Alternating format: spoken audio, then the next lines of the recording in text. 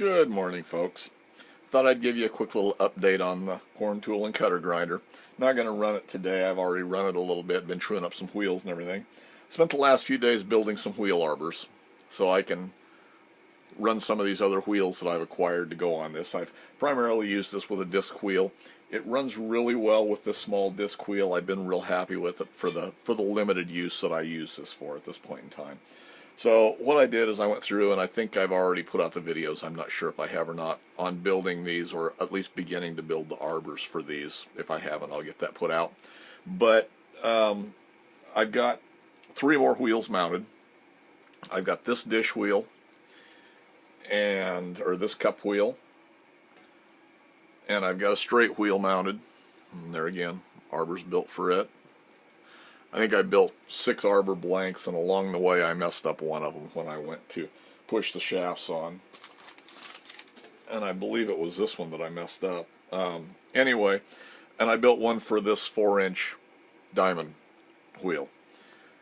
All of these run fine. With the dish wheel on it, it's run real well. I've been real happy. That's really a light wheel, and I think that size of wheel runs exceptionally well on the little Quorn tool and cutter grinders. Now this one runs real well, and I've trued up the majority of it. This was a used wheel that I had. I just straightened it off. I think I've got 3 more of these, 4 more of these, something like that. Anyway, this wheel runs real well on it. And this cup wheel, when I first mounted it, and I showed me mounting it and running it on this machine when I built these arbors originally, it ran way out of true. And I have 2 of these cup wheels, so I swapped them out. This is the second one. This one was no better than the first. Once we've trued them up, it runs pretty well. It's not too bad, but it's getting on what I feel to be the upper limits for this spindle. And running these heavier wheels has really brought out my shortcomings when I built this spindle. I will probably, well, there's no probably about it, I'm going to go back and build another spindle for this. When I originally built this, I wasn't happy with the first spindle I built at all. And this spindle I thought was really good when I built it, and I think it probably was for my abilities at that time. And it runs fine with this dish wheel on it. When I put the heavier wheels on it, especially that cup wheel, it's not running as well as I would like it to be. It's not as precision as it should be for a tool and cutter grinder. So it'll work fine for now until I get a new one built. It will do what I want it to do, but I see room for improvements. Now, I said from the very beginning that this 4-inch diamond wheel I felt was too big for this machine. And I think it is. I've had it on the machine. I've run it. It runs true. It runs okay. But I think it's just too heavy for the machine. I don't think the little tool and cutter grinder is really designed for that big a wheel. Which brings up the next project that's going to get started. And I've already started on it. Anyway, I'm going to go ahead. I'm going to redo quite a few things on this Quorn, and I'll show that, and we'll document it as we go along. Maybe it'll give you some ideas or some things you want to do if you're going to build one of these, or if you already have built one of these. The plans for this one are I'll probably rework the workhead on it. I don't really like the way the graduation is laid out. My indexing at the time was not as good as I would like it to be, and my stamping and stuff. So now we'll go back and probably redo that, and then redo engraving on them and everything, and make it a really nice looking little machine. I still have to build wheel guards for it. There's several things that I'm either going to rebuild on it or upgrade on it to make it into what I think a real good little tool and cutter grinder for its size.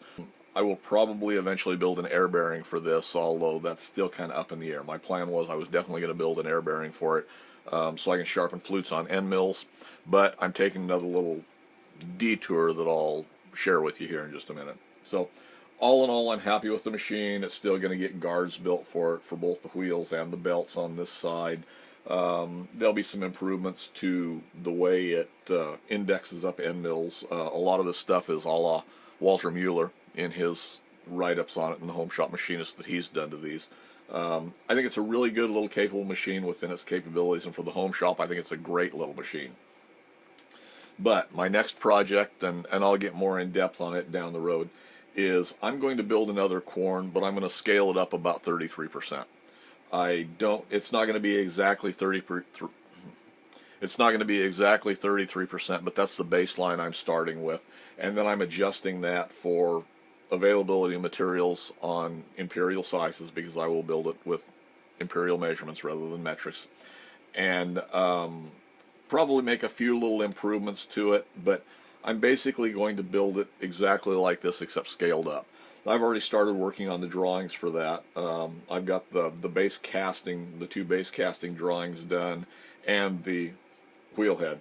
Those are drawn up, and I'll share at least part of those in a future video.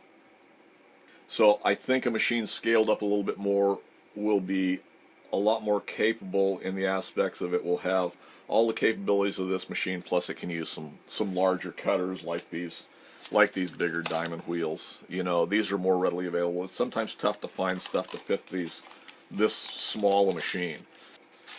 You know, these cup wheels, I thought that's going to be about the perfect thing, and I think these cup wheels will run very well, but I also think they're just heavy enough that they'll run exceptionally well on a Quorn when they're worn down about halfway, you know, get rid of about half of that weight on there, and I think they'll be really, really good on these little machines. And I think wear on your wheels is going to be minimal enough that I think it'll last a long time even doing it that way. These wheels are super cheap.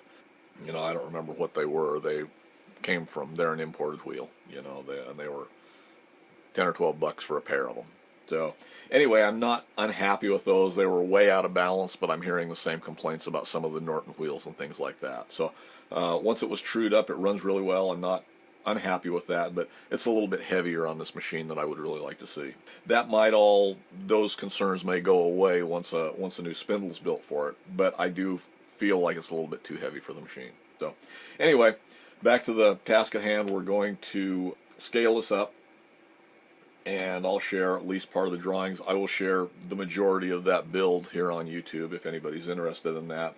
I will probably have my drawings available. I'm not going to probably put them out here on YouTube. You know, I'll show you at least the first base casting or the first pair of base casting and stuff, and kind of explain how I'm scaling them and what we want to do with it. So anyway, that's just a little overview. You know, hopefully you find something interesting there. I still really like the little machine. You know, I think it was a great project to do.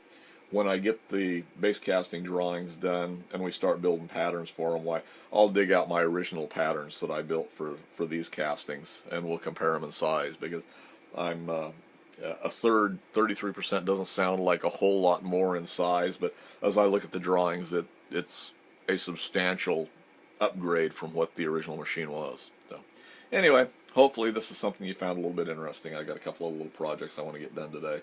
Got the right-hand tap ordered for the downfeed nut on the Atlas Shaper, so that'll be rolling in the next few days, and I'll get a new nut for that and get that put back together. Started cleaning up the little Atlas mill. Got a couple of parts I want to run off of that, and I guess that's kind of what I got for you today. Anyway, hopefully you found something interesting there. As always, I appreciate you taking the time to watch.